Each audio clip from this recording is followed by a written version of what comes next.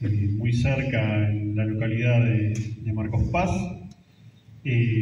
donde se produce la masacre del Partido Revolucionario de los Obreros Argentinos, que tenía como misión ese día capturar a José Alfredo Martínez Dios. Mi papá era un tornero, matricero, y también un comerciante del rubro automotriz en la ciudad de La Plata. Bueno, voy a contar más o menos aquellos años en que nos empezamos a organizar.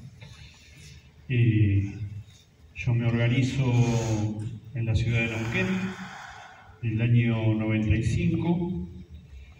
Eran años bastante agitados. Militaba en una organización, militaba en Quebracho,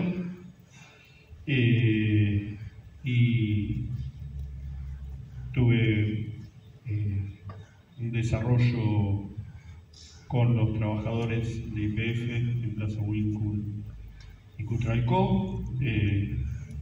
Visitamos en esos años de la conformación de hijos a Felipe Zapag, que tenía a sus hijos asesinados, y nos fuimos juntando, nos fuimos reconociendo y nos fuimos organizando. Y también fue creciendo en esos años del neoliberalismo la pobreza, y la pobreza en ese lugar que era Plaza Huíncul y Cutralcó. Los que habían sido delegados dentro de la fábrica eran los representantes sociales de esa localidad que se formó en función de YPF. YPF había dejado el 80% de sus trabajadores despedidos, iba a un proceso de privatización, y el pueblo, recuerdo que al principio no éramos más de 50 compañeros ahí, y eso fue creciendo,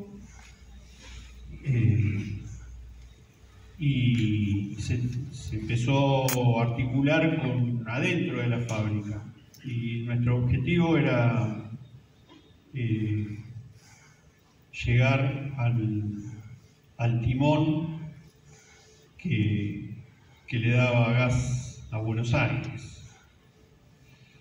Y llegamos a ese timón y fuimos declarados en estado de sublevación. No era sublevación, tenía otra palabra. Y con ese timón negociamos con la jueza Argüelles, que había llevado todas las fuerzas federales, estado de sedición, un estado de sedición. Y ahí negociamos con Felipe, con el que habíamos estado reunidos 4 meses antes. O sea, fuimos el nexo, la organización apenas nace, fue el nexo entre Felipe Zapag y la Pueblana. Y ahí, primero, que negociamos los primeros planes sociales de la Argentina, y segundo, que paramos la represión. La represión la paramos con el timón que le daba gas a Buenos Aires. Amenazamos con cortarle el gas a Buenos Aires.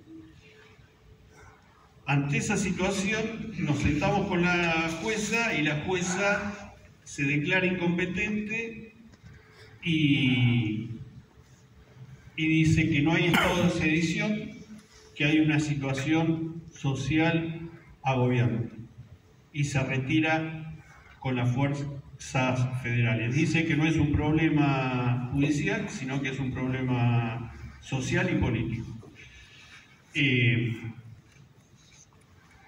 Así nací yo en Hijos Neuquén, en Hijos Alto Valle. Después, en el 97, regreso a la ciudad de La Plata y me incorporo a la regional La Plata. Y ahí, en esos momentos,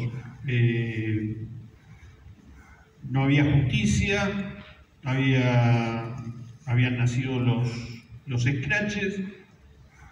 Nuestra metodología fue el escrache, porque si no hay justicia hay escrache, fue nuestra consigna. Y con eso fuimos avanzando hacia la condena social. Nunca pensamos que íbamos a llegar a los juicios de lesa humanidad. Transitamos todo el neoliberalismo, nos comimos todas las represiones habidas y por haber, pero triunfamos, ¿no? Triunfamos en Cutralcó con esas puebladas, con esas dos puebladas. Tuvimos la desgracia de perder a Teresa Rodríguez, y triunfamos con la llegada de Néstor Kirchner, con la derogación por el Congreso Nacional de las leyes de impunidad, ¿no? Y a partir de ahí todos marcharon presos. Ahora nos queda otra batalla que sigue siendo la misma por la que pelearon nuestros viejos. El enemigo es el mismo, es la oligarquía. Nuestros padres no pelearon contra la dictadura militar solamente, pelearon contra la oligarquía, que en ese momento el brazo armado de esa oligarquía fue parte de un ejército liberal pro-norteamericano. Acá, lo digo, tenemos que tener políticas, digo, no hay vestigio hoy de represores dentro de las Fuerzas Armadas. No podemos permitir lo que pasó este 9 de julio, pero sí debemos tener una fuerte y estratégicamente diseñada una política para las Fuerzas Armadas que tienen que ser nacionales y estar al servicio del pueblo y no de la oligarquía. Tenemos que construir las nuevas formas de resistencia, que tenemos que pensar cuáles van a ser. Tenemos que construir un proyecto de nación para la toma del poder. Nada más.